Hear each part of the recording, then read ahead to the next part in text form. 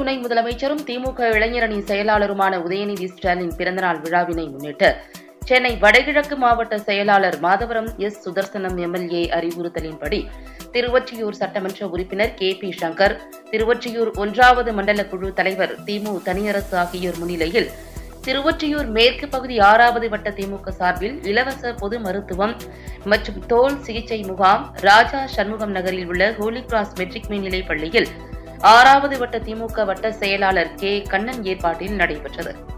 இந்த முகாமில் திருவொற்றியூர் மேற்கு திமுக பகுதி செயலாளர் வைமா அருள்தாசன் கலந்து கொண்டு மருத்துவ முகாமினை தொடங்கி வைத்து முகாமில் பங்கேற்ற பொதுமக்களுக்கு இலவசமாக மருந்து மாத்திரைகளை வழங்கினார்.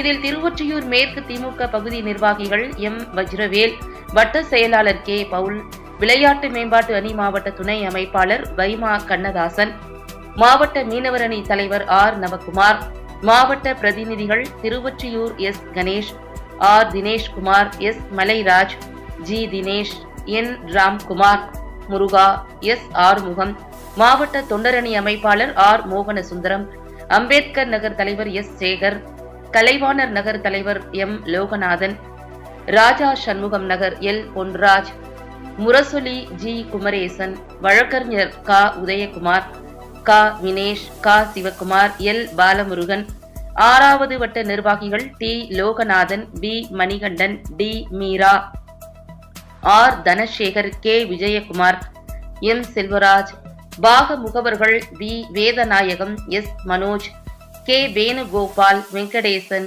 எஸ். உமா, ஆர். ரவி உட்பட 6வது வட்ட திமுகவினர் பலர் கலந்து கொண்டனர்.